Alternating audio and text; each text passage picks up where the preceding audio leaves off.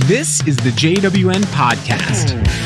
Amber Vasquez is an artist who, at the time of this recording, is at the tail end of her apprenticeship as a tattooist. I wanted to talk to her about how she got to this point in her career to get a snapshot of what it's like to embark into a career in tattooing from the perspective of someone who's at the beginning of theirs. She's a strong and intelligent person whose drive, coupled with her discipline, are key ingredients beyond her talents that paint the picture of someone destined to succeed. Here's my conversation with Amber Vasquez. So I was originally hoping to get you on when I first started with... Right. And then you guys did it when I was working, so I couldn't be there. Marcus keeps teasing me. He's like, oh, you were supposed to be on with me. And I was like, you know what days I work. He scheduled it. I think it worked out well, though, because we got to focus on the comic creation and that part of art. And with you, I really want to talk about your journey because I find it so friggin' awesome, fascinating, and just wonderful to see somebody kind of the before and after where you are right now in your tattooing career. Yeah. So it's very early. Yeah. Very early stage. So when I met you, I believe you had just gotten out of the military. Yeah, I was in the Navy. You had short hair. I mean, you were still like, you could have come in uniform and we would have all been like, all right, there you go. Yeah. I think the very first thing I did when I got out of the Navy was I dyed my hair blue. I had underneath my bangs. I just a little bit, just a peek. But everyone was like, oh, you're going to get out. Are you going to go smoke? Or are you going to go do this or that? And I was like, no, I'm just going to dye my hair blue. Sounds like a good thing. Yeah. All right. So let's rewind. Okay. Before the point where I kind of linked up with you, and then we'll get to that point, and then I'll kind of give you my insights as to why I'm excited. So where'd you grow up? Well, I was a military brat. So my dad was in the Navy for 20 years. But I'm the youngest of three. So I got the tail end of his career. So I didn't move a ton, but I would say more than the average kid. Born in San Diego, and then I moved to New Orleans. I lived in New Orleans for a couple of years when I was little, and then we moved back to San Diego. And then about middle school, I was in 5th, 6th grade or whatever, we moved to Kansas City, Missouri. And that's where my dad retired and where I went to middle school through high school. So I kind of claim Missouri as home. Yeah. It's my formative years of my youth. Yeah. So what were you listening to in those days in Missouri? How old were you when you were kind of settling in Missouri, claiming that as your home? What was I listening to? Yeah, what was the scene? What kind of influences did you have? I was always kind of I was plain and boring, but strange at the same time. I was friends with all the artsy scene and emo kids, and I always thought they were so cool. If any of my old friends from high school listen to this, I always thought they were so cool. I was like, I wish I could wear shredded up skinny jeans and studs and dye my hair pink and but I was always just but if I did that, I think I always have had this imposter syndrome, where I'm if I feel if I change something too drastically about myself, then I'm a poser, or I'm I'm not that's not actually me, which is weird because I didn't really come into myself as a person until probably I was 24, 25. And that's when I was just fuck it, I'm going to do whatever I want. Yeah, well, that imposter syndrome is real. That never goes away. Yeah. I think if you don't have that, especially in the creative space, if you're a professional creative and you don't feel like a phony at some point, if you feel totally confident in what you're doing, right? I question that. Oh, I definitely feel like a phony a lot sometimes. Yeah, because I'm so so growing up, I would wear plain jeans and sweaters and t-shirts from swimming because I was a competitive swimmer. That was so cool. Yeah, that was kind of my identity especially as a teenager was swimming and art. That's pretty much was it. She's schwa. Yeah. Swimming and art. Which I felt I was a pretty decent swimmer, and pretty decent at art. And then I just kind of... Well, if your modesty, you must have been an excellent swimmer because I've seen your artwork. I haven't seen you swim. Yeah, I definitely actually got in the pool like not too long ago. Because they built a brand new the North Charleston Aquatic Center. It's a beautiful facility. I've been there a bunch of times. It's a beautiful facility, and then I bought all the stuff to go swim laps, and I've gone a few times, and I was like, wow, I am out of shape. You know what's funny about that? Because I run a lot. Yeah. So I thought the aerobic aspect of swimming would be that would be the easy part. It would just be a matter because I hadn't swam. Is that a word? Swam? Yeah, it's past tense. Past tense. I hadn't done that since I was like a teen, probably preteen. Like I had, you get in a pool, you swim, but you don't like swim laps. Mm-hmm. Yeah, it's different. Yeah. I was on a swim team when I was a kid and I loved it. Yeah. And then I was like, oh, this will be easy. Just once I get my form, back, once I remember how to ride the bike type of thing. And oh no, kicked your ass. Kicked my ass in so many ways. Yeah. I would swim one lap and I'd be like, I guess I can swim like decent. I just, compared to what I used to, like I was doing like 2 a days. Right. And, it was really intense. But now I'm just like, I'll swim a couple 1,000 meters or so, and I'm like, I'm tired. Yeah, it's tough because I'll swim to one end and I'll stop for a second because I used to do the kick flips and all that. Yeah, the flip turns. Yeah. The flip turn. Sorry, you're good. Wrong tattoo artist. Start talking about skateboarding again. Yeah. So you're in high school you're kind of you're into art, but you're also athletic. Athlete, yeah. That was basically my identity. So like I said, like my friends, we were all like very artsy and like scene and like punk and emo and like and they called me like the normal friend. I was the normal friend.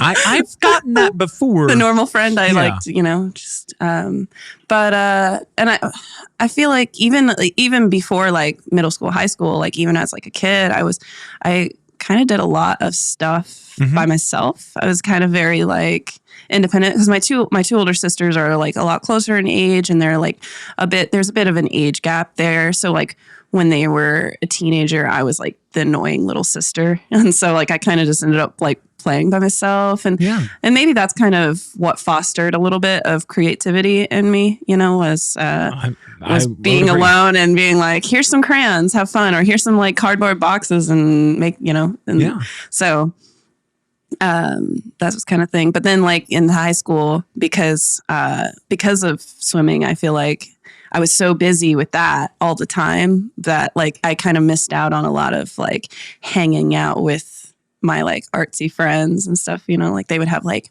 parties, or they would go to like there was an anime convention every year in Kansas City, and like they would go every year, and like they'd be like, oh, Amber, you need to go, it's so awesome. And then every single year it was the same weekend as state for swimming. And I'd be like, sorry, I'm going to be in St. Louis winning some medals or something. Yeah. Which was cool. Like it was like a very separate dynamic of friend groups. Like I had my swimming girlfriends, and then I had my, my friends that I hung out with at high school, because really they were very separate. Yeah. But that's fantastic. Yeah. I understand completely where you're coming from. Did you have like a Breaking Bad moment where you kind of started to put the swimming aside and like let the artistic thing take over, or you just kind of really? I mean, there was like a moment I remember like earlier, like in middle school or high school, like, and I think I got mad at my mom. We were driving home from swim practice, and she was like, she used to come to practice and sit in the bleachers and like watch and like just hang out there until I was done. And like sometimes she would get on me about like, oh, you need to stop goofing off and at swim practice, you need to be working harder. And I remember getting like really mad at her, and I was like, I don't even want to do this anymore. But then, that subsided, and I was like, no, I'm going to do it. And I think like there wasn't like that moment of me breaking away from swimming until like graduating high school, because like my senior year of high school, I could have pursued swimming like at a college level. Yeah. But I was so stubborn. I was like, I want to go to this private art school. It's going to be great. It's a Kansas City Art Institute, like not a part of the AI chains. It was like a private art institute. And because that's where a lot of my friends were going to go. Yes. And my mom was like, you're turning down scholarships. You're turning down this opportunity to have your education paid for because, like, we're not really in a position to help you. So you should think about that. And I was like, no, it's going to be fine. Like, money doesn't exist. That's not a thing.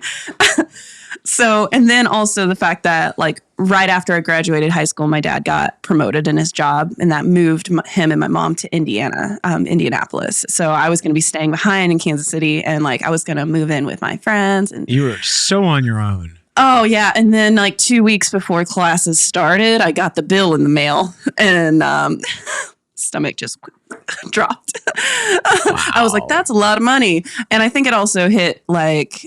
Because I was over at my best friend's house, and their parents, their father was sitting at the table, looking at bills, and they're like, "Oh, I'm still paying for my then wife's college, college student loans. There we go. That's the word I was looking for.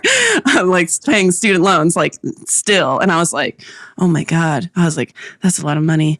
An art degree. I don't even really know what I want to do with art. I know I want to do something." Right. But like, I was like, maybe this isn't the best idea. And so that's when I was like, Uncle Sam, sign me up. Cause that's when so like my dad was in the Navy for 20 years. Then my sister joined the Navy, so she could get her college education.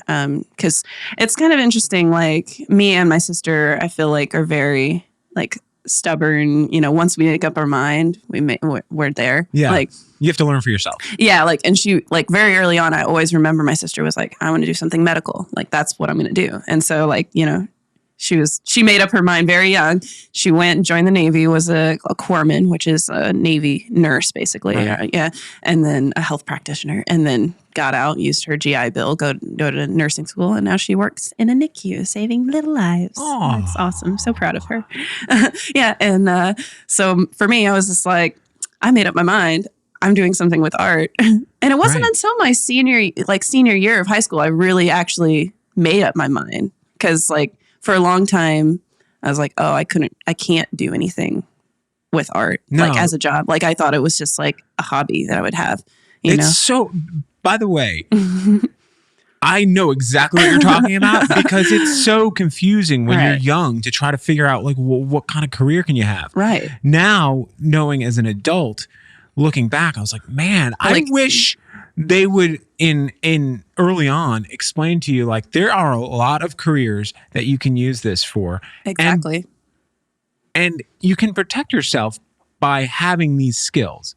Mm-hmm. Because as the world goes on and as things get automated and as jobs as we're seeing so many jobs just go away during this pandemic, you can't replace creativity. Mm-hmm. You just can't. It's a matter of what can you do that can be programmed and replicated. Well, being creative can't necessarily be replicated because you're taking in inputs, you're reacting to them, you're using your past experience. There's so many things that go into it that you can't use AI to do. Because anytime you see, if you've seen like AI paintings and things like that, they're always silly. They're always nonsensical. Mm-hmm. And it's like interesting that they're trying. But at the end of the day, the human touch, putting part of yourself into what you create is why it's so special and unique because there's only one Amber. Yeah. It just takes a lot of work. Man. So that choice going into the military. Yeah. Was it a hard one or was it kind of okay? It was because like my dad was like, "Oh, you should do it. You should do it." And I was like, "No, I'm going to go to art school." And then, I mean, there was other factors that went into, but I just rather not really delve into. Not important to the great story. Yeah, to the great story. And so, I ended up moving. So once I made up that decision, like I was like, okay, I can't afford to go to art school. So I moved to Indiana and stayed at my parents' house and joined the Navy out of Indiana. That's when I went into the recruiting office, I was going to do what my sister did, which was the corpsman. Cause that's kind of what before I made it, like, made up my mind that I wanted to do something creative, I was always like, oh, I kind of want to do something medical too. Like, cause I do really like I also really loved biology and I liked doing dissections. I'm a weirdo. We split there. It's like, it was very fascinating to me. And so I, was like, oh, maybe, and I loved animals. So I was like, oh, maybe I'll do like veterinarian or I'll do something like medical and so going into the recruiting office, I was like, oh yeah, I want to be a corpsman. And then I took the ASVAB and they were like, ooh, you know what you should do? You should be a nuclear engineer. And I was like, what? I was like, why? What's that? And they were like, well, so it turns out that recruiters get bonuses, like get bonus points because they're hard. So nuclear engineers are hard to recruit because there's like specific requirements on the ASVAB and then like also. And you're intelligent. Yeah. And they saw intelligent person, you do intelligent job. Yeah. So I was like, sure, I'll do that. And like, and they were like, oh, well, the corpsman's not available. Like, I don't know. Because there's a little bit of bitterness in me for doing that. I really liked the school. Mm-hmm. The nuke school. It was because I'm a curious person. It was very challenging. Like I just like that you called it the nuke school. Well, that's what it's called. Yeah, nuke. They call it nuke school. Yeah, it's up in Goose Creek actually, and that's kind of where I became familiar with the Charleston area. But I really liked the school because I'm like a curious person and I like learning. Like I like going to school. I feel like I thrive in the environment of someone telling me like and teaching me things. So like. That was really cool. Learning how a reactor worked was neat. And then also like, so there's nuclear engineer and then they subcategory it. Right. And I was an electrician. So like I focused on electrical stuff, which actually helps me now in my tattooing career, I find. Oh yeah. Like, especially do you become the tech for everybody's machines? Oh, well, no, I mean, as far as tattoo machines, like I'm still learning a lot. Like Jason's teaching me so much, but like, I feel like I have a slightly easier time understanding the components of it just because I have like a little bit of electrical background. Like, I'm like, oh, that makes sense that, like, cause I already knew that, electricity running through a wire wrapped around coiled around a core is going to create a magnetic field. I'm like, oh, I already knew that. So like, it makes sense in my brain. But anyway, I digress. So yeah, but just once I got to the fleet and was doing the job and I was also going through a divorce, from a not a very good, healthy marriage. And so it was like a very hard time for me. Is there a rate, like an alarming rate of divorce amongst military people who get married? Because I feel like it's what? hard. I got married at 18 before I actually joined into the Navy. So it wasn't like I got married when I was like right after boot camp or something. No, but I mean like people in the military, it's a hard job to be married in. I don't really think that me being in the military is why my marriage failed. There was other factors into it, but like I said, I don't really.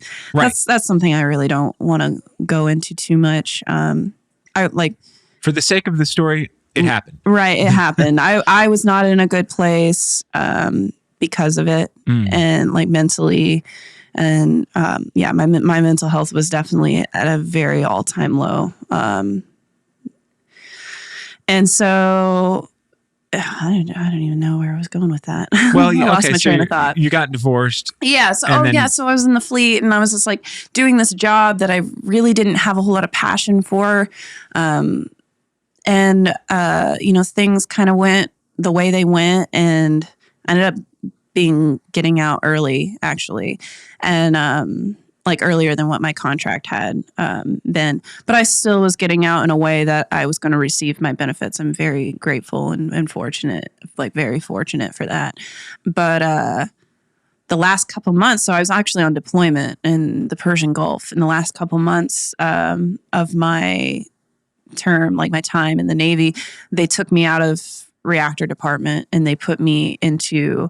I was working under the chaplains, which are the religious officers on the ship. And I'm not a very religious person, but I have utmost respect for religion until, it goes sideways. Right. And when people misinterpret what it's actually there for. But anyway, I digress. I don't want to get too political with this. But my job was working in the ship's library. So like my only job, my sole responsibility was on deployment. These people are absolutely miserable. Everyone on the ship is absolutely miserable. They come to the ship's library for like a little escape, right? We had like some computers with really crappy internet on them. And then we had like some books and like couches that people could sit on. And we had like a couple instruments, like guitars and stuff that people could like that's fun. ask to play with. And, trying to figure out how having instruments in a library works. Right. Well, there was like 2 separate rooms, but okay. I mean, but really it wasn't like a library. There was, right. we just called it the ship's library, but like, cause it had like a bookshelf with like books that, you know, a lot of people, like a lot of organizations and like church groups or whatever would send us. So they were all care religious packages. books? No, not really. Okay. No, they weren't all religious books. I mean, obviously there were some. I say that with like this disdain. Yeah, no, but it's like, I mean, it was kind of like, I feel like they probably hosted some kind of book drive and then they would just mail them to the to ships that were on deployment. But then that was really cool. But my whole job was when these people would come in, like, I was the smiling face at the counter to make their day a little better. And I got so much more job satisfaction out of doing that. Really? Than doing engineering, which was like without what engineering department was doing. Like without that job, like the ship wouldn't have lights on. Like we wouldn't have been able to move. We wouldn't have been able to shoot off aircraft. Like it's an incredibly important job, but like at the end of the day, I was so miserable because I was lacking that human connection. Yeah. And I think that's also like, that's one of the many, many factors of why I pursued and love tattooing. Cause it's like that human factor of it. Like, cause, right before I went on deployment, I had gotten a couple of tattoos. I got tattooed really late. I was like, I didn't get one right when I turned 18. You know, I was, it wasn't until I got separated from my ex that I actually like, you know, because he was very controlling of. He didn't like tattoos? It wasn't that he didn't like tattoos. He just didn't like me spending money and doing things for myself. So it was like when I got separated, I like, you know, I started getting more tattoos and then I went to a tattoo convention right before, like I was literally, it was in Norfolk, Virginia. Okay. So I was literally in an Uber or Caddy or whatever. I can't even remember anymore, driving to the ship because we had to be on the ship at a certain time before they like shut us off on the pier and we were leaving for deployment that next morning. And I was like, going to be late because I was leaving from the convention. And luckily, the line to get onto the ship was like all the way down the pier. So even though I was late, because everyone was standing in line, they were like, okay, we just got to get through this line. So it was like, but going to that convention, and I think it was like seeing the full scale of tattooing in that sense, you know, like seeing the different styles and how many different artists and then also just like the community of it. Because I think that was also something I really always kind of craved was like community and closeness, you know, and being on an aircraft carrier where on deployment there's 5,000 people, you kind of just became like a speck of sand. And you could very easily blend into the walls and no one, you know, and especially as someone who was going through a lot of like mental health issues, like it was very damaging to me, you know, to be like just stuck on a boat where no one really, I felt that no one really cared about me. Like I didn't matter, you know. Did you have like you have a number type of thing? Like no. You know what I'm saying? Like you feel like you're just a number and not a person. Right. Yeah, kind of. Yeah, like I was just another body to stand watch, you know, versus someone who was you're a stormtrooper dealing with things. Dude, how awesome, by the way, I imagine you've watched Mandalorian. Oh, it's so good. Spoiler alert for anyone listening. The Bill Burr episode in season 2, when he starts talking about like the plight of the basically the stormtroopers and like you sacrificed their lives and what about their families and all this stuff. I was like, finally, someone addresses right. in Star Wars. Like, those are people, and you just didn't care about them, like they're disposable. Yeah. So you kind of had that feeling that you were just another like tool in there on the boat. Just not. Tool's not a good word, but you know what I mean. Exactly. Like a number. So it was like, like I said, there's so many factors of why, like what drew me to tattooing. And it was like, and then like I said earlier, like once I made up my mind, there was nothing changing it. Okay. Like I was like, man, this is the coolest thing. It's like, so like it's the coolest thing, but it's deeper than that, Right. Because sometimes I have a lot of people ask me like, oh, how do I get into tattooing? That could be so cool.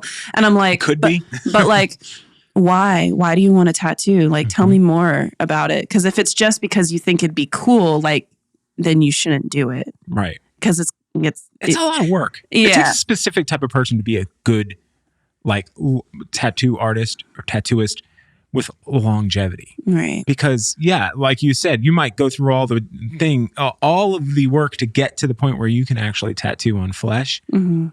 And then now you've got to do all of the other things involved in it. Yeah. And that's where people might fall off and be like, it's just not enough motivation, Yeah. I mean, and like, there's just so many tattooists out there now that it's kind of like if you're just doing it for the clout to be cool, right.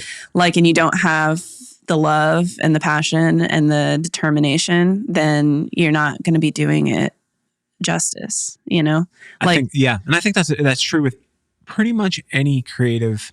Yeah, you could say that about any career, honestly. Mm-hmm. But any creative career, definitely, because in order to live through the 80% of bullshit to get to that 20% of time when you can actually tattoo, you really got to like be in love with that 20%. Yeah. So that the 80% is worth it. Totally. So you kind of separate, you part ways with the military. Right. You have this idea in your head, like you have now an artistic career path that you think that you might want to go down. Oh, it wasn't I think, it was like, that is what I'm doing. So, and there was no second guessing ever. And like, once I made up my mind, it was like, cause I remember people would be like, oh, well, if it doesn't work out, you can always be an art teacher, like, or something like that. And I was like, God, no. Right. Yeah. That doesn't sound, that's, yeah. All right. But yeah. Well, so I got out of the military, and like I said, what brought you here? Well, so so I grew up a lot of places, right? I didn't want to go back to Missouri because that's where my ex was. And, looking back on it, I was like, in that moment, I was like, I don't want to be anywhere near him, but now I'm just like, I think it was what was going to be best for the both of us, like healthy wise. Cause I mean, like I had my own mental trauma, and then he also has his own mental trauma that, like us being together was not going to help us heal in any way. So yeah, you weren't good together. Yeah. And while like the relationship was very damaging to me, like it was very, I do wish him the best. Like I still care about him as a person. So I hope he's doing all right. But anyway. But I get that. But that's because I'm not a person with a lot of malice in my heart, But when something's not working, and to keep fooling yourself is just going to hurt them as well as you. It was just for the best. So I was getting out, and I was like, I'm by myself. And my mom was like, oh, you should come to Indiana. And I'm like, it's cold and there's snow. And so I was like, I'm definitely a warm weather person. So I was just kind of looking at all the places I'd ever lived, really. And I kind of narrowed it down. I was like, man, California was great. San Diego's amazing, beautiful. Yeah. And I was like, expensive. That's expensive. I was like, I'm going to be by myself. So I was like, where else did I live? And I was like, and I was like, Charleston was really cool, like I knew the city well enough, even though while I was here, like going to nuke school, I was, not like adventuring out a ton, but I actually I did my very first like figure drawing with that figure drawing group when I was still here in Goose Creek. So then like I went off, and then a couple years later I come back and I went to one of the figure drawings, and everyone was like, "Hey, you're back. I totally forgot about you." I'm like, yeah, I'm out of the Navy now. So, and that brings us to where I met you. Yeah. So wow, was that like 4 or 5 years ago? Yeah. So I got out in 2015. So yeah, it would have been about 5 years ago now. I remember someone invited me to a figure drawing class, and I went not knowing what to expect. Right. I had no idea. And I was a little like intimidated. I was like, okay, I'm just good. I don't know any of these people. Right. And that was drawing a naked person. Yeah. And so I show up, and I mean, the people were amazing. Yeah. It was so much fun. It was such a cool group of people. It was totally. And it became like a thing to do every week. Just go and hang out with these people and do some drawing. And then sometimes people would go out afterwards and have a drink or get some food or whatever. It turned into this cool community. And then, then a person made it sour. Well, no. We're not going to worry about him. Yeah, we're not going to worry about that.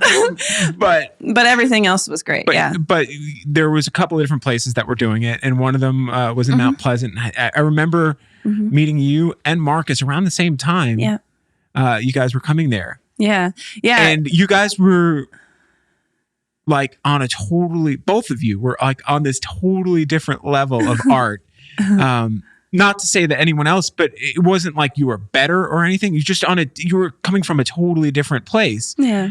And it was just like so interesting because it's like, all right, at the end of the night, everyone would show their work. And then you guys would be so like in a totally different realm. And it was just like, oh, this is cool. Yeah. And then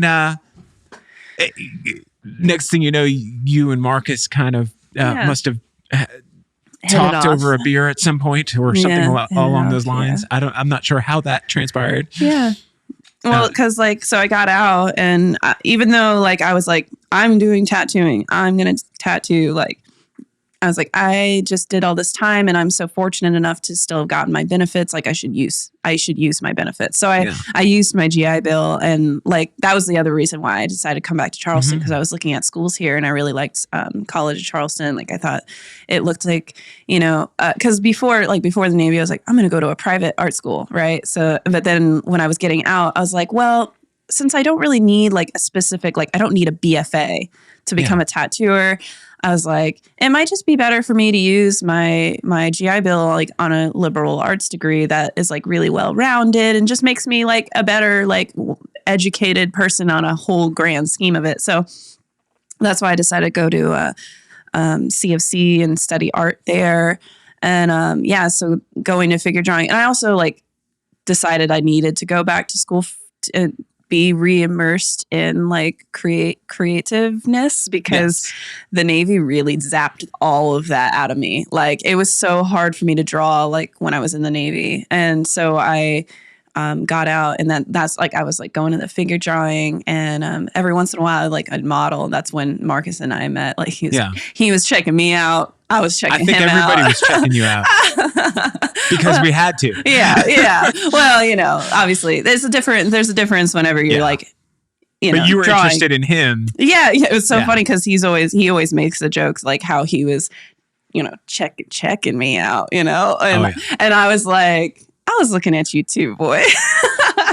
Looking at you, I was like, who's that guy? Because every time I would go in, it usually it was a little bit of an older crowd, I felt there was a spectrum. Yeah. Every once in a while, I feel it was just I always felt like I was the youngest in that room. So whenever I saw Marcus, I was like, ooh, who's this boy? Yeah. Hello. I think, and I think the young people would float in and out. Yeah. They weren't regulars. Maybe that's what I think it was. The older people were consistent more. Yeah. Mm-hmm. So met Marcus through figure drawing, and it was funny because we went to, it was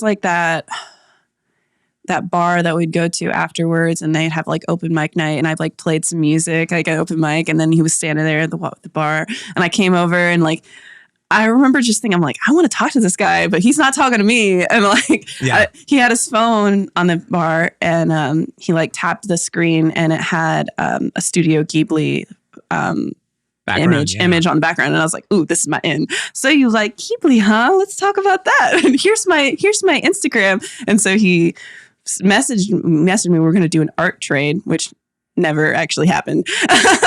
We're going to do an art trade. Sounds like you're still doing it. Right. Yeah. And then like, I was like, oh, messaging, I don't quote check my messages that often. Here's my number. Text me.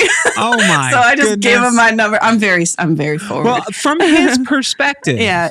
Because him knowing you as somebody who was modeling as well as being an artist, from his perspective, it's kind of inappropriate to hit on the model. Yeah. So you did the right thing as far as initiating. Approaching first. Yeah, because it would have been kind of creepy if he started hitting on you, even though he might have wanted to. Right. But he was kind of following me. He's also a little shy, I think. And like, it was so funny because he always says like, oh,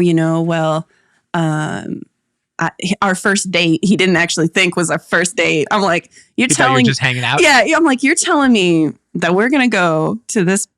We went to Monza downtown, and they have that little outdoor patio with the twinkly lights. Oh, no. We were all alone, just the two of us, eating pizza, like romantic setting, candlelight and everything. And then we walk around downtown. We walked all the way down. Did you hold hands? No, we didn't hold hands. Oh, okay. It was a first date. Okay. So, he didn't think it was a date. Yeah. So we eat dinner. We walk all the way down to the pier. And I play music I play this like soft, sweet, like song for him on the ukulele and we're on the swing. And then we walk back and the whole time we're talking about like what we like and what we don't like. And like, I'm like, you telling me that's not a date? Like, I was like, are you serious? I was like, you didn't think that was a date? And he was like, no, I didn't think that you would want to go on a date with me. And I'm like, dumb boy. Yeah. Again, I'm going to give him the benefit of the doubt. Yeah. He was doing the right thing. He's a gentleman. So. But I going back to your military upbringing, but just growing up in a military family and then your athletic upbringing, then going into the military, all of those things I think are such a benefit for you as a tattooist. And here's why. Okay. Discipline. Yeah. I guess. There's a certain amount of discipline that is in your blood and that you have. You don't give up when it gets hard. Right. And so. Because it does. It gets very hard. Going into what we were saying earlier about tattooing, that small amount of time when you're actually putting ink into skin and all that, there's a lot of hard work that leads up to that. There's so much discipline and also to do the right thing by your clients, to not be a complete fuck up and get drunk or do drugs or whatever it is. It's very serious. Yeah. You're doing something permanent on somebody. So you're taking your job very seriously. Absolutely. And to see the level of how fast, once you got the green light to start tattooing after your apprenticeship to where you are now in a relatively short period of time. Yeah. I'm still considered an apprentice by the way. Right. But you're able to actually, you have a license, right? I mean, I'm tattooing under my mentor's supervision. Okay. So you're tattooing under his license basically until you get your own. So rewind a bit. I'm not taking credit for this. I just know that it happened around you and Marcus. I think maybe you were just starting to get together, and because we'll have been together for 5 years in the spring. A previous apprentice / assistant at the shop that you work at had parted ways, and there was an opening. And I remember saying at a figure drawing. And I was thinking of Marcus. Right, because he was very interested in tattooing when we first met. Right, and which I didn't know at one time he was tattooing. He was an apprentice. Yeah. Only like for a couple of months. Then things went sideways for him, sadly. But I said, hey, the tattoo shop I go to has an opening. Right. Hey. Little did I know, then years later, you'd be the one. All right. Yeah.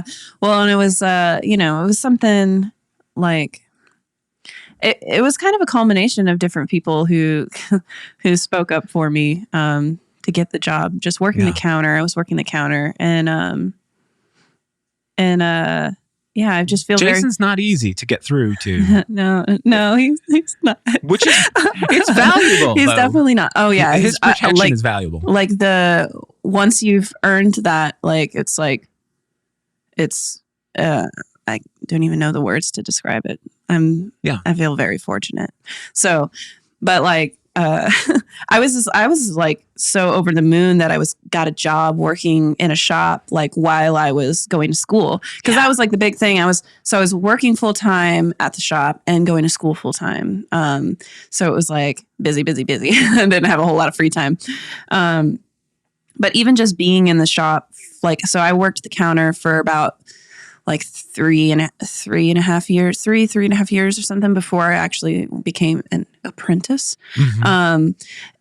But like, even though I wasn't technically an apprentice, like just working the counter, I was already learning so much about tattooing. So it's like, so even though, you say like, oh, I'm improving so quickly or so, and so, it's like, I feel like it's been like 4 years in the works of like, because like even just watching, like I said, I really love learning. I'm like, I feel like I'm constantly like trying to learn more. So it's like,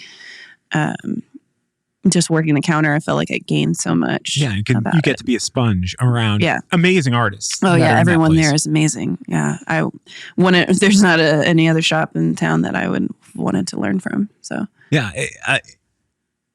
tell me about. So you somehow convince. I don't know how this happened. I'm not sure how you were able to convince Jason to actually, because I was under the impression he didn't even want to take on apprentices. Oh yeah, no. He keeps telling me that, like, he's like, you're the only one. He's like, I'm done. He's like, I can't. He doesn't. He loves it so much that He's like, I've contributed. Here's my offspring. Yeah. But like, I mean, I tell him, like, and I know his wife has told him, like, if the right person comes along again, he's got a wealth of knowledge that, it's difficult to get to that stage. It takes a lot of hard work. But at the same time, if I get to be the one and only, wow. What an honor. Think about all those things I talked about as far as your history of what got you there. Right. And what kind of upbringing you have. Right. And it's definitely a perfect storm for somebody like Jason to say, I'm going to risk, because it's a lot of work for him too. It is. And I'm going to risk, giving my knowledge to this person because you're an easy bet. No offense. You're extremely talented at the artwork, and you're disciplined. You're not a fuck up. Yeah. And you love it. You genuinely love it. Mm-hmm. So all of those things combined, it's like, okay. Right. I would say maybe hindsight's, whatever. Yeah. 2020, whatever. But I would say it's an easier decision with a person like you who has all the ducks in a row as far as the type of person that could become a successful tattooist. But I think probably the hardest thing he might have had to have teach you, did you know this beforehand? The difference between being a really good artist and being a really good tattooist. Oh yeah, it's totally different. Oh my God. Yeah, I had to basically relearn how to draw. Oh my gosh. Some of the very first like flash drawings that I did, they're so bad. They're so bad. Well, because it has to translate into this other medium. Well, it's, there's just so many aspects of tattooing. Like the skin is so different than a piece of paper or a canvas. What I can do on a piece of paper or a canvas, I can't do in the skin, because the skin ages and it moves, and like you're working with a finite set of tools. Like, I can't just. I always say, like, tattooing is not art. Yeah, it is not art. It's craft. It's a skill. Right. Maybe the stuff leading up to the actual tattoo, the like design, the design, that might be art, but it's still very structured and there's rules, to where it's not like, to me, art. Like if I'm going to sit down and I'm like, I want to make a piece of art, that's like me wanting to express myself, and I can be very loose and I can just like do whatever I want, like, and if I don't like it, I can throw it away, or I can paint over it. You can erase some lines. You can't do that with a tattoo. No. So it's like, it's totally different. I separate the two in my brain. Like they're like opposite ends of a spectrum, like tattoos and art. It's like, you know, and that was always like something that, Jason would like tease me about, because I've got my degree in studio art, and he's always like, oh, you're just an artiste, you know, like, oh, you're gonna art fuck tattooing, and I'm like, no, I'm not. It's totally separate.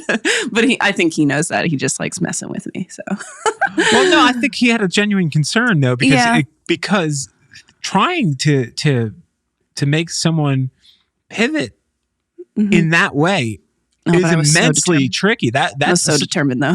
It's such a pivotal moment though in your career, because if you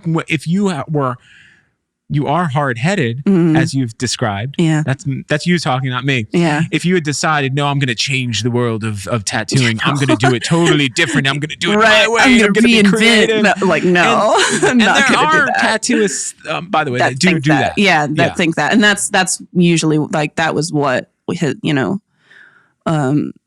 his concern when probably making fun of me is like, don't be like those people. Try to, like, reinvent the fucking wheel. Like, tattooing is such an old tradition. Like it's like one of the oldest forms of art, like human, like, and there's things that like why a tattoo looks good today and then like 20 years from now. Right. You know, because it's permanent. Like if it's just temporary, like, oh, it's going to look good now and it's going to look good for maybe a year, but then after that, it's going to look like pile of dog shit. Like that, you failed. You didn't do your job right. Well, like, I would imagine there's a selfish aspect too. To somebody who ego. It's so ego. Well, yeah. If you're treating the person like, no, this is my work. It's not your body. This is my canvas. Yes. This is my Thank you, Ink Master, for calling people canvases. Right. They're more than just a canvas. I can throw a canvas in the trash, or I can paint over a canvas, but I can't do that with a human. So yeah. And think about it. I think about it in these terms, like this person, it's a partnership with the person you're tattooing. Absolutely. And they're technically in charge. Now you can tell them no. Yeah. Obviously, the only time I say, tell them no. Yeah. The only time I tell someone no is if it's something that's not going to age well, or it's not going to look good, or, or if they're coming to me for something that I am not technically ready to do yet, then I'll be like, oh, well, I can't, like, no, I can't do it, but so-and-so can. But if it's something that is like too small, too detailed, too much in a little spot, like, I'm like, that's going to look like crap. You're going to hate it.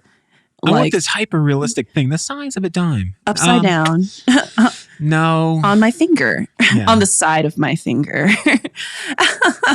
Hey, that is actually pretty in there, but still. It was done twice, and I have this tattoo, I'm just showing her, on the side of my finger. Of a smiley face. Who was actually done, this was done by the previous apprentice. Right. And it had to be done twice. And I understood that. She actually did say, like, this might fall out. Right. Like, it's in a horrible thing. And I was like, it's simple enough. It's basically like a smiley face. Just, right. That's it. The dot in the line. Yeah.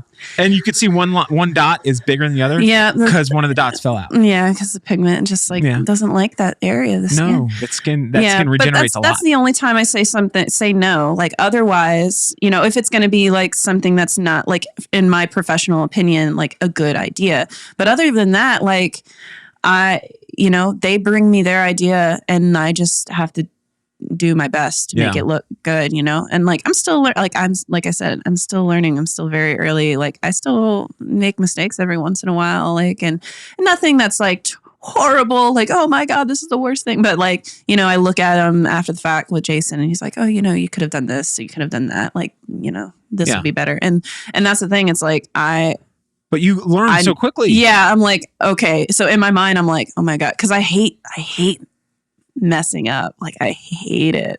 Like, and I think a lot of people do, but like, I'm like in such a point where I'm like, oh my God, never do that again. Or I'm so mortified like that, Well, think of it this way though. The person who got it, they don't know. Yeah. They're not looking at it from a technical aspect like you are. Mm-hmm. And if it's what they wanted or exceeded I mean, at the end of the day, like, at the end of the day, if the person looks in the mirror and they love it, then I did my job. you know, and that to me, like that moment when the person looks in the mirror, like, and they just like in the smile, you can see it. Oh you my can't God. fake it. Yeah. Like, oh my God. It's like my heart. I'm like, this is why I do what I do. Like that to me is the ultimate job satisfaction. That's what that, and I think that goes back to like what I said earlier about in the books, about the human connection and making in the library, making someone happy. Like there's nothing more than more that I like. That's wonderful. I'm such a sap. And I think that's where I like, the imposter syndrome, why I still feel like an imposter, like being in the tattoo industry. Cause I feel like so many, like the idea of being a tattooer, you're gonna be like rugged and tough and like, like, right. And I'm just like this big old softy over here. Like, I just want to make people happy. I just want to draw pretty pictures and make people happy. See, I never got a feeling from you that you were weak. In other words, you've never come across as someone who's like doughy in their personality to be like walked over. No, but you don't come across as like as stern or anything like that. Yeah. But you come across as a strong person in my mind. You know what I'm saying? There's and maybe it's just knowing that you were in the military. And a little bit of your background. I feel like once people know, like some of the things that I've been through, like my experience level, like I'm not, and that's the thing. I think for my age, like I have experienced, a lot of stuff that maybe not the average person has. But I've also, like, because that's I feel like this is something I say a lot, but like we're all just sums of our experiences. Like we're all just a culmination of what we've been through. So it's like I think I am very different than a lot of other peers that I see in tattooing, because I feel like I have had a little bit of a different background than others. Do you think that background has contributed more towards your kinder side or to your I wouldn't say to your strength, your stronger kind of side? Maybe my kinder side. Like especially like I mentioned earlier about the mental health thing, like going through that like has definitely heightened my awareness and like my advocacy for like mental health is so important, and also like being in abusive relationships, like and seeing the signs of that, because like I don't think anybody really saw the signs because I was so good at the facade, the exterior, like, and but in the background, in the shadows, but like I think when I can see sometimes, and like I always want to be like, get out of there. Yeah. Well, I think, so I think a lot of people, especially people who speak in a creative way, in creative language, for you, it's art and tattooing. If you didn't have,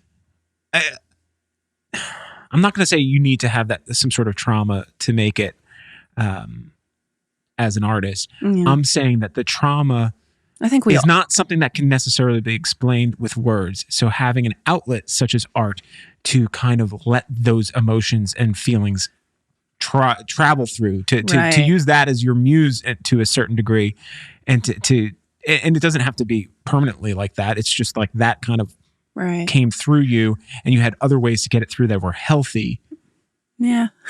and I do think that's so important. Absolutely. to help accelerate an artist to getting closer to where they want to be artistically. So you know what I'm saying? It's funny because like I never, like I said, when I was in the Navy, it was really hard for me to draw. And especially because like, I think I was going through such a hard time. Like I didn't have the motivation to draw. Right. So I think like, that kind of art was put to the side when I was going through that. And actually like more my outlet was music. Like I taught myself how to play ukulele, and then taught myself how to play guitar. And like I'm like, not great. Like I can't be like shred, but I can strum some chords. I can know a couple different patterns, and I can sing songs. And like, that was kind of like an outlet for me, especially on deployment too. Like I said, when I was in the library, the ship's library, and they had the guitars there, like I had blisters on my fingers because I played like every day, because that was like something that brought me joy. I think painting, because that's what I went to school for, was like painting and printmaking.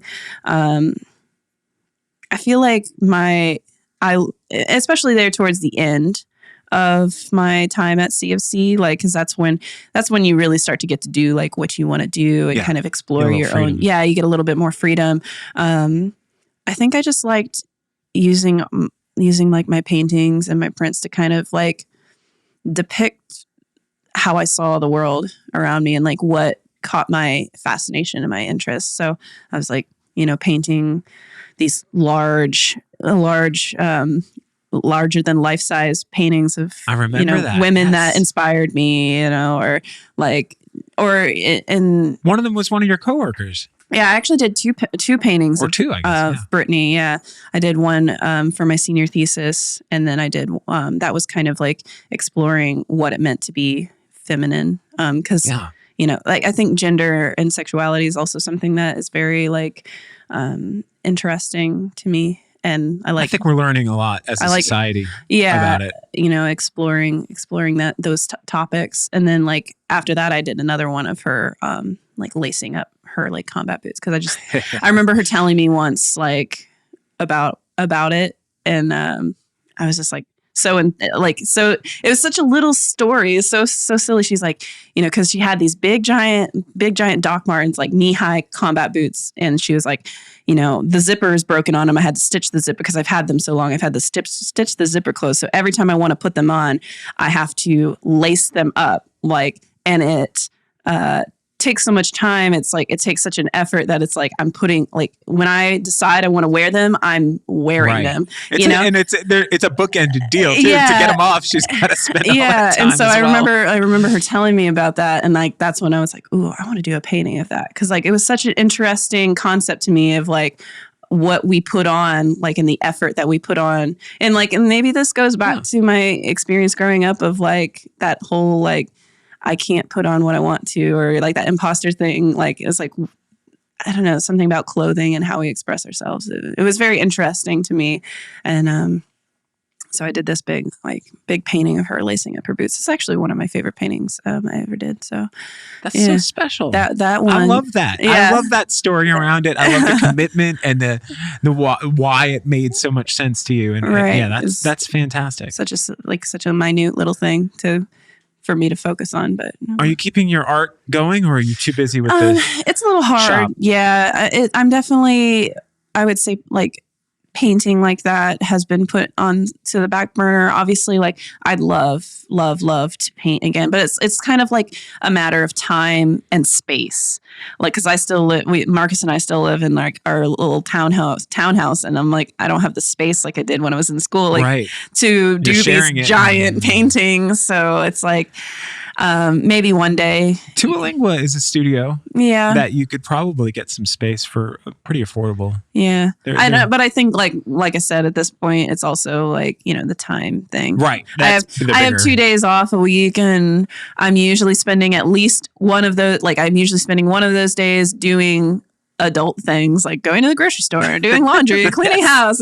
And then the other day I am doing all my drawings for the appointments I have that coming week. So it's like, I don't have tons of free time.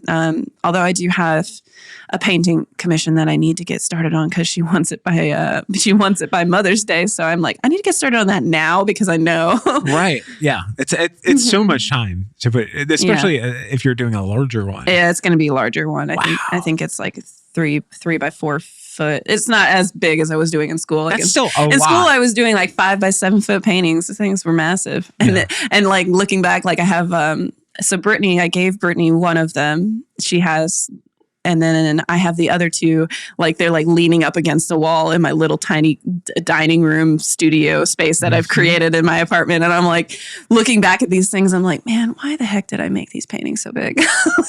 like was not thinking about where I was going to put them because they're big. Well, you keep doing what you're doing. Don't worry about it. You'll have some wall space. Yeah. All right. So you've gotten to this point. And by the way, I think, isn't that part of what why he kind of got out of tattooing? It's because he was spending all his time like drawing while he was at the shop instead of tattooing. No, What part of the thing? Right. Yeah. No. Well, I remember he's told me before, like the apprenticeship, like a little minute of an apprenticeship that he had. It had to do something to do with the owner. They were going through some. Yeah. Yeah. And so it just ended up like not working out. And then when we met and like, he knew, like I told him like I'm tattooed, like that's and he was like, oh yeah, like I like tattooing too.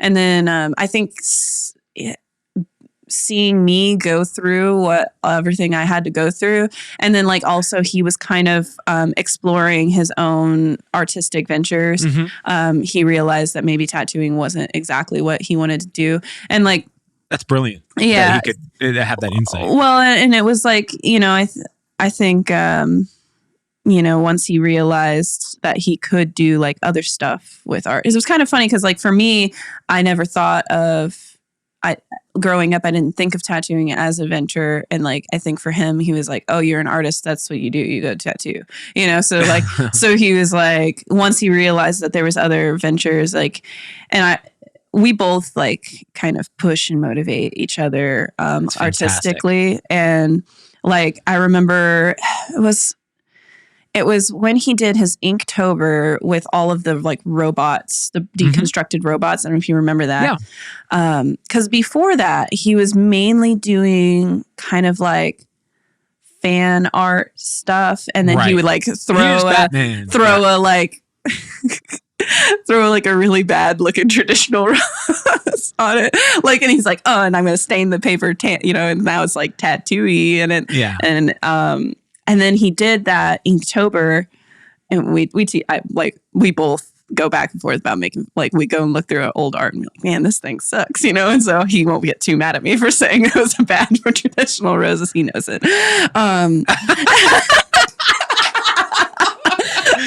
I mean, he knows it, but I love you, Marcus. I love you, Marcus. But he started doing that, and I just remember telling him, I was like, this is really cool. And I'm like, this is you. Like, this isn't someone else's idea, and then you're doing your spin on it. Like, this is your stuff. I was like, you should do more of this. And I was like, because he was doing the conventions, and I was like, I know that it might not sell as much as like the fan art, like your original stuff might not sell as much, but you continue to do that, and you continue to strive for what makes you different. Right. Like, and then that's what you'll get known for. And then that's what people will seek you out for. And now he's getting like commissions all the time. I'm like, dude, whenever I go to, it's awesome. Whenever I go to a comic type convension, he stands out. But I never buy the fan art stuff. Right. I mean, a lot of people always look for the people like Marcus or like stuff. Tim Shower, these guys that are doing their own thing, or girls. And that's the stuff that stands out to me. Yeah. I mean, I would say you're probably part of the minority, and that's cool too. Like a lot of people that go to conventions, I feel like are going because they're big fans of comics or anime, and they're going to find cool, unique merchandise of the things that they like, that they can't buy at like GameStop or Hot Topic. So it's like, and he still does fan art and stuff like that all the time too. But like I've just loved seeing how his art has progressed. I think the fan art is a good tool, just like figure drawing. It's a good exercise. Mm-hmm. But he's also like just grown into his own style. He's no longer just trying to emulate the style that the original art was in. He's just drawing that character how he would draw it, and it's like it makes it really cool. Well, it's kind of like there's a painting up here I have from Patrick Prickett. Yeah, and he'll do pop art, fan art type stuff, but it's going to be his style. Right. It's not going to be a while he could replicate something, he's going to do it his way. Mm-hmm. And that's what makes him stand out. So that's been cool to see him grow like that. Yeah, it's exciting. I love the story of both of you. Obviously, I've had you both on this podcast for similar but different reasons, and I just love to see, because you guys are both young. Yeah. I mean, you're still young. Sorry. Yeah. But to see you at this stage of your career, because I know, I'm sorry, maybe I'm being lame, but I know you're going to become a great tattooist. You already, get there. It's just a matter of time. All my goal is to do cool tattoos, to make people happy. Right. You're not trying to be something. Make a decent living to where I can support myself. That's all I need. As far as like being like well known or whatever. Like I don't really give. You're not looking to be Insta famous. I don't really give a shit about that. What's more important though is like you have the kind of determination and discipline that one day you probably will own your own shop or multiple shops, maybe. Even if that's not what that's probably like, 15, 20 years. But that's what I'm saying. Or whatever. You have all of these different paths that you can go down. Right. But as far as your tattoo skill and ability, for you to be where you are now this quickly is amazing to me. It's simply amazing. People, I'm going to link up your Instagram on the show notes so people can check out what you're doing and understand that. How long have you actually been putting ink in the skin now? Yeah, so I started officially apprenticing last year in June, and then I didn't do my first tattoo until we got back from shutdown last year. Lockdown, which was the very end of May was when I did my first tattoo. So you're June, born in July, fire. August, September, October, November, December, and it's January now. So less about than 8 months. 7-8 months, yeah. Yeah. So you're getting started at the worst possible time. Again, this is the type of stuff that you have had so many roadblocks that you've had to overcome, and you keep pushing forward. Yeah. And you're doing amazing. I'm trying. I'm just trying. You're doing more than trying. You're doing. I feel like I try real hard. Well, I honestly wanted to talk to you to get this perspective of somebody at this point in their career who I know has just got the tools and the ability to keep pushing it to become an extremely successsul at whatever you do. But what your passion is tattooing, and you're going to be you're there. It's just time needs to meet up with your ability. You know what I'm saying? Like, thank you. It's just the time that has to happen. I'm so like awkward with compliments. Thank you. I'm like, thank you. I apologize for being nice. Oh no, I appreciate it. But I find it completely fascinating because it's one thing to talk to somebody after they have accomplished X, Y, and Z, and talk about them and have them reflect. But to talk to somebody as they're in the process doing that to me in the thick of it, because there's so many people who might want to become a tattoo artist, or just any kind of artist. I have a lot of people all the time asking me, how do I do it? I'm like, and if they listen to this and they see where you're coming from, and a lot of people will identify because everyone's got a story, everyone's got some sort of drama in their life that they have to overcome. I listened to AOC's like live the other day, and she said like, oh, trauma is life. Life is trauma. We're all going to go through, like, that's like, nobody gets through it unscathed. And the people that do end up, they have different versions of it. Right. It just looks different, but it still affects them in a similar way mentally. That's how we all come through at the end of the other side.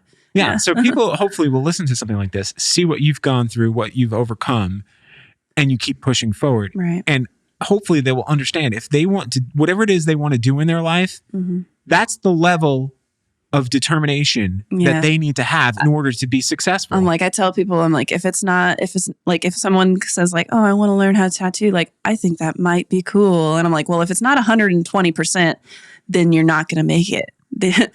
Like, or maybe you could, because there's a lot of people out there who are teaching people how to tattoo that maybe necessarily shouldn't be teaching people how to tattoo, and they're just doing it for free labor or because you don't get paid while you're an apprentice. So it's like they're doing it for free labor, or they're doing it so that they can just pump out another artist so that person can make them money. It's for very selfish. Are there people that charge For apprenticeships? Oh yeah, there is. Oh my God. Yeah, that pay me for me to teach you how to tattoo, which I mean, whatever. Like that sounds like a red flag. That's kind of what like, so the free labor is kind of like, cause I was working the counter while I was an apprentice. So it was like, you know, they weren't paying me anymore, but they were paying me, like Jason was paying me with education. Exactly. So, but yeah. Which that's a fair trade. Yeah. In my opinion. But if you have there's a lot of not fairness out there. So it's like, yes, you know, you can find an apprenticeship with someone, you know, who is a skis bag. But find someone who's worth learning from. I'm like, you know. Well, how do you feel as a woman in this very industry, male-dominated industry? So there's points where, like, I think it was just the other day, I was like talking to Brittany, and I was like, man, sometimes I wish I had a fucking penis. Sometimes things maybe it just would have been a little easier, you know. I think you and my wife would get along. Yeah, but like, it's hard because, well, like I am very like. I am you could call me a feminist, you know, but I don't think that what's in between your legs fucking matters. It doesn't matter, you know, and how you want to like portray yourself in the world shouldn't matter. Like if you want to wear a short skirt and a crop top and a push-up bra, if you want to be covered in, you know, like from head to toe, like it doesn't matter. You should be treated with the same respect. But like coming into this industry, it was actually my very first interview with Jason. He told me you're not allowed to wear midriff tops. You're not allowed to wear short skirts. You're not allowed to, like, he was like, you're not allowed to do any of that. Cause he's like, cause I want you to be here on your merit and not based on how you look. Because in this industry, there's so many women who are exploited for how they look, how they're sexy or whatever, you know, and that becomes like fetishized. And he's like, you're not going to be here because of that. You're going to be here because of your merit. And like, I remember when he told me that, I was like a little mad about it because I'm like, I should be able to wear whatever I want. It shouldn't matter. And I still believe that. But I understand what he meant. I'm grateful for that because I now like looking back, I'm like, yes, like I don't want to be sexualized. I don't want, you know, I want to be known for my skill level and not because I've got tits and an ass. You know, want people coming to you because of your ability, not because they just want to spend time looking at a pretty girl. Yeah, exactly.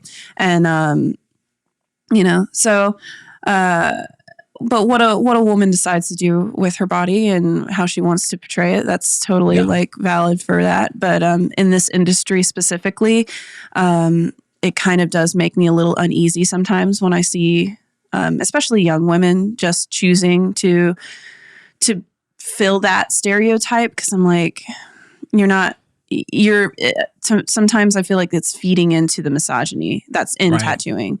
Because it furthers maybe a male perspective that's the only reason that's what that Mm-hmm, and so you have, unfortunately, as a woman still in 2021 have to work extra harder to earn your place. Yeah, and that's silly. It's a very, unfortunately, it's like a very it's something that I like debate in my own mind all the time, like about like, you know, because I believe there should be, you know, like I think that sex work is a valid thing, you know, like I believe that women should be able to express themselves in our, like all that like fucking shit. But at the same time, like being in this industry, it's such a battle in my brain, because when I see it, it makes me so mad, because I'm like, ugh.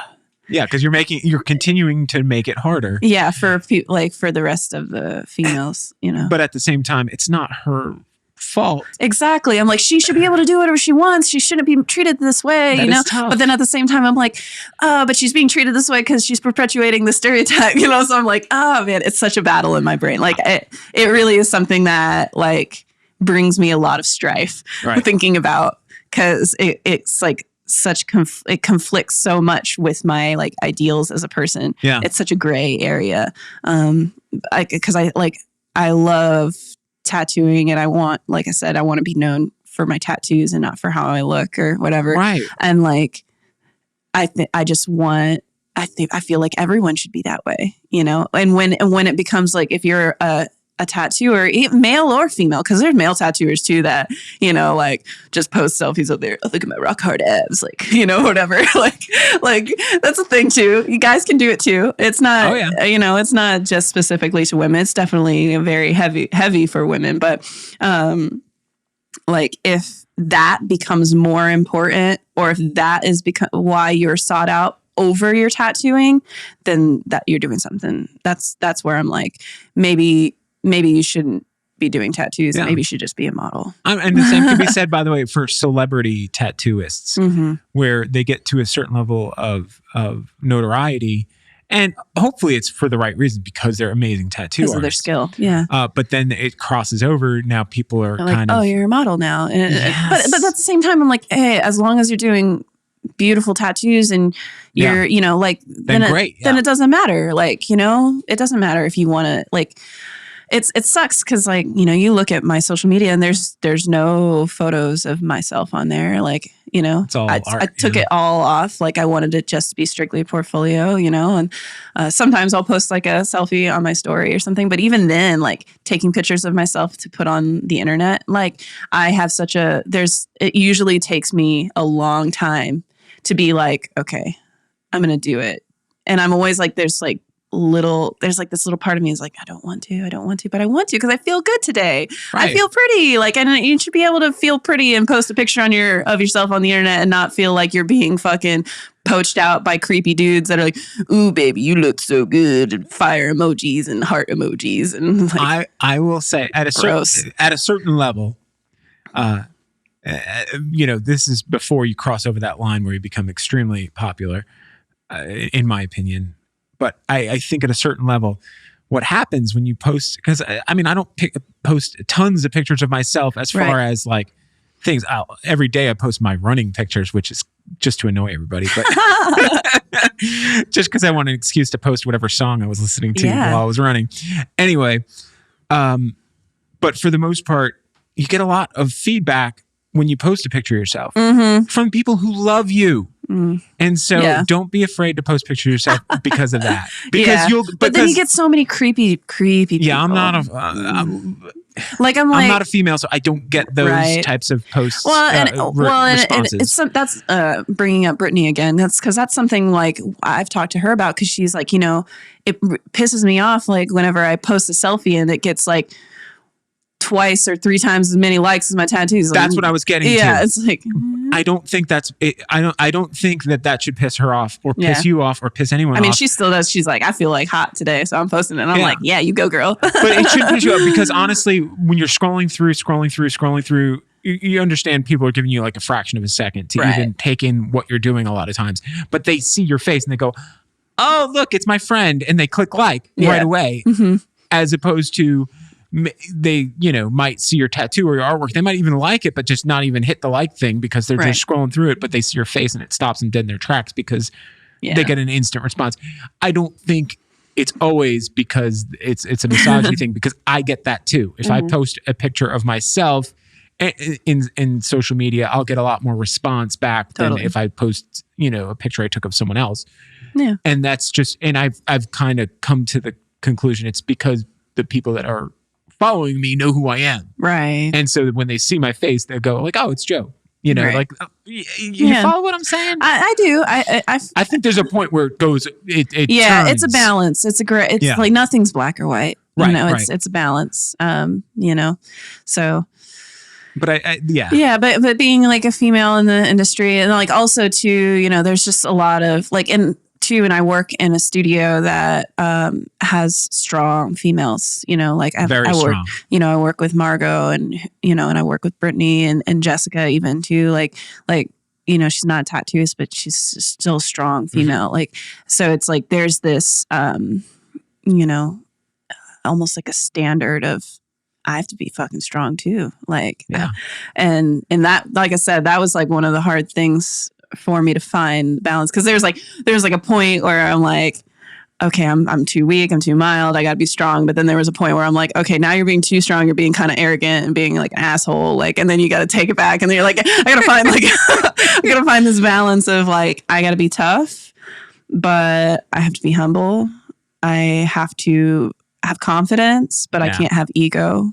It's like, you got to find the balance. It's all about balance, At the end, you're just being you, though. I try. Yeah. I mean, I can, like I said, this whole fucking time, like imposter syndrome, like I've never been able to be anybody other than myself. Right. So, yeah. Except for, this maybe goes back to Marcus. Like, for some reason, whenever I'd be like dating a new dude, like I'd always change something about myself to be like what I thought they wanted me to be. Like, oh, this guy likes sports. I fucking hate sports, but now I like sports because he likes sports, But then like when I started dating Marcus, I was just like, I think I had gotten to a point where I was just like, I don't really care anymore. Like if I'm in a relationship, if I'm not in a relationship, I've been I am scorned and scathed of horrible douchebags and awful relationships. So I was like, so if this works, great. But if not, then fine, that's okay. And that's when I was just like, I'm just going to be me. And it worked great because Marcus is just him. Like last night he came home and we're just being silly in the kitchen, like being like, we're both very like goofy and childish around each other. And he's like, I don't know why I can't act this way around anybody else. And I'm like, that's fine. I'm like, you can come home and be a dork with me. And I'm going to be a dork too, because that's who we are. We don't have to be anybody else around each other. I love it. Yeah. We can be dweebs around each other. Yeah. Well, when you have somebody in your life that you can be the unfiltered version of yourself so that when you say something that is totally out of character or not even like representative of what you think, but you're just doing it to just get a rise out of them. Yeah. Like when you have someone in your life like that, it's so special. Yeah. Just to be able to be free and not judged. They know you're not coming from any weird place. And he's like the first person that I've ever felt like I can say anything that crosses my mind. There's never like, because sometimes you think about something and you're with a person and you're like, should I say that? Maybe I shouldn't, but like with Marcus, it's like, right out. Yeah. I'm like, there's never a point in my brain where I'm like, I shouldn't say this. And then even sometimes if I say something and then I'm like, oh, maybe that wasn't like the right thing, or maybe that wasn't a nice thing, or maybe that wasn't interpreted. Like there's that that balance of our relationship where I can be like, I can come back and be like, let me apologize, or let me say like, oh, this is actually what I meant, or, and there's never like, no, you said it and I'm mad at you. Like he's wonderful. You're both just special people, and I have a big place in my heart for you guys, and I love to see you guys are on this journey, and you're at the beginning of this. You're climbing this mountain of life, and you're still kind of even though you've had a lot. Yeah. Even though you experienced a lot, you're still on the uphill, and it's amazing. At this, like once I graduated, so I graduated CFC, and then I started my apprenticeship. I felt like I was like starting over, like a brand new roller coaster. Like, it was like because everything like before that, while, it all contributed to, how my apprenticeship went and like the things that I experienced, like, of course, but it was just like a totally different ride. Like I was on this other ride of life, and then like now I'm on the that's like, this is the big one. This is the big ride. So, just so people know how much dedication it takes, how many times during your apprenticeship, and your apprenticeship is technically still going on, have you gotten home and just emotionally broken down? Oh, I would say pretty much near to every night.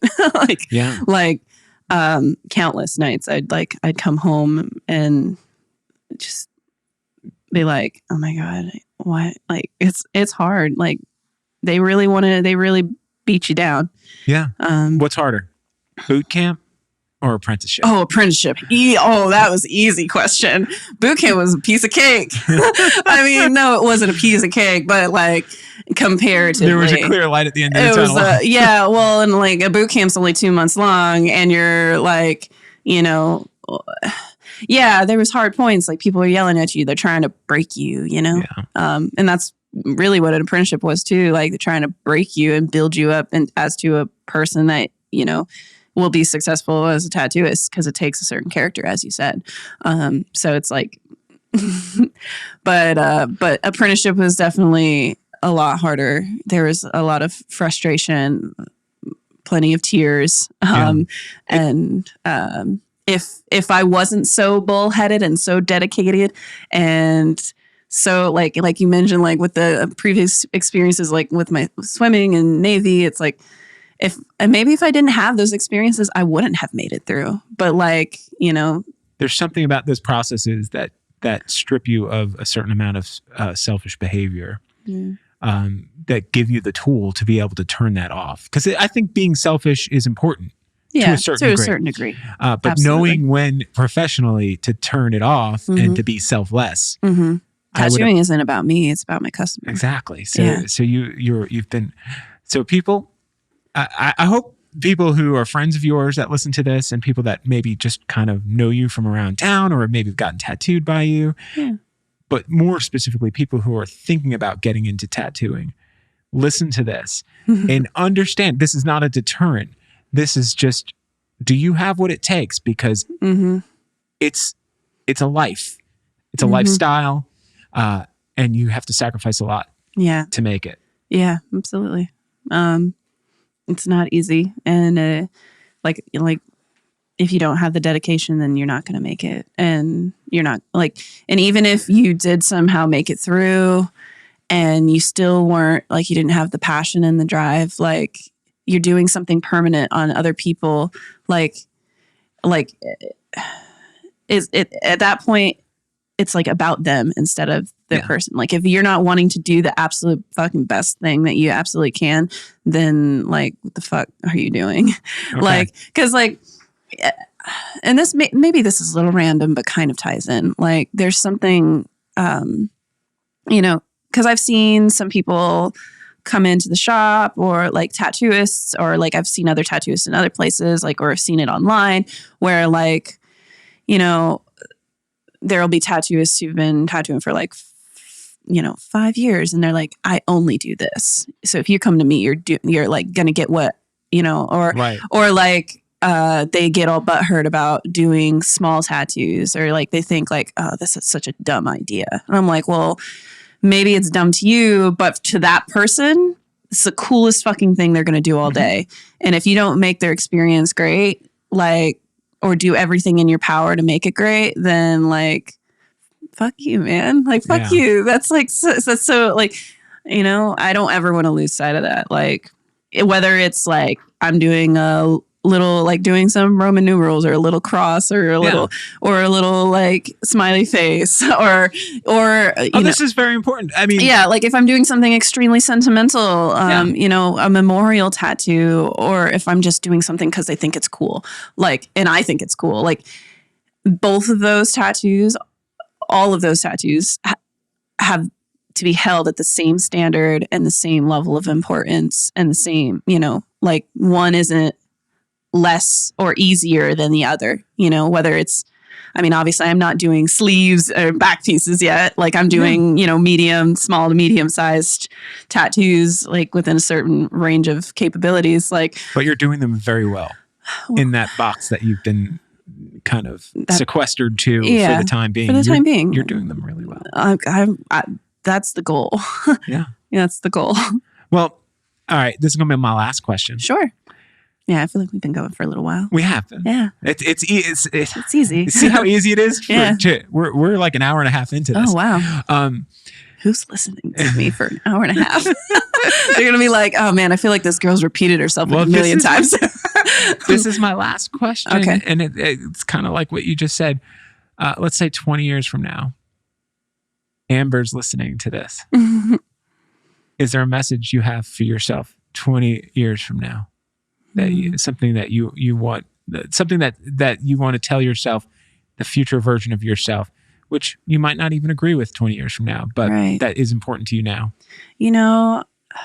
That's a hard one, but I think it may be like, and because I have been around tattooists who've been in this industry for a long time, like I can see it kind of takes a toll on you. Like I've seen it take a toll on the people like around me. Mm-hmm. And I'm like, I just hope that, 20 years from now, I still love what I'm doing. And if I've decided that it's bringing me more grief than love, then maybe, finding a different avenue, or, or just trying to always be grateful and trying to always be, I don't ever want to have like that malice in my heart or that anger in my heart, because I just don't ever want to be miserable. I was miserable at one point in my life, and I just like, I never want to be there again. Like, I just want to be happy, so I guess 20 years from now, if my back is broken and my hands are broken and my mind is broken and I'm just like, fuck the world, and they find a way to regain that love again, because I just think everyone should be happy in their life. You should just be happy. Everybody deserves it. Everyone deserves it. Sometimes it's hard, though, to get it, and if you're ever in a place where you feel like you can't get it for yourself, there's always people that can help you. So try to just be happy, people. It's so much nicer. I love it. All right. Yeah. Instagram. Oh, it's at Miss and then a dot Amber.Elise, ELISE. All right. Any other ways, people? Do you have a website? No. Well, I did, but I don't really use it anymore. Or you can email me for tattoo inquiries. Definitely. At amber.elise.tattoos, plural, TATTOOS @gmail.com. I have pretty open availability, so my books are never closed. You can always send me an email. And there's two things during this pandemic, by the way, that I have been way too nervous to participate in, is yoga, which I love. Yeah. And getting tattooed. And well, I've been saying that getting tattooed is probably one of the safest, fun activities you can do during a pandemic, because we're already trained in bloodborne pathogens and infections control. Really, the only thing that has drastically changed, like, we're already using hospital grade sterilizers and pre-sterilized equipment. The only thing that's really changed is wearing masks, washing our hands, and checking temperatures. And we ask you a questionnaire about, have you been exposed? History, Have you been exposed to anyone in the last 14 days? Like stuff like that. That's the only thing that's really changed other than that. And we have like capacity limits. But other than that, I think getting tattooed during a pandemic is pretty safe, in my opinion. But I'm also someone who does tattoos. So I want you to come get tattooed. Yes. Yeah. No, and I don't have judgment for people who do those things. I just know, I don't feel personally like I'm there yet. Yeah, that's what I'm saying? Like, I'm comfortable enough to sit in here with you one-on-one for this amount of time, which is more than the amount of time we would spend one-on-one getting a tattoo. Yeah. So I'm not saying that there's any kind of common sense to any of this. Yeah. It's just one of those things in my head. But I am waiting to get to the point where I feel comfortable doing those things again I love. It'll come. And I can't wait to get tattooed by you. Actually, it's going to happen. I'm going to get a tattoo. Maybe by the time this all goes, I'll come get a nice, complex type of create, not just a little smiley face. Not a smiley face. I can do a little more than a smiley face. Or maybe like a really cool smiley face. Whoa. White highlights, make it pap.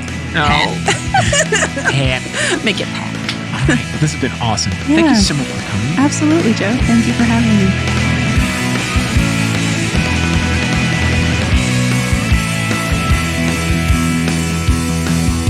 Before you get going, don't forget to subscribe to the show if you haven't already.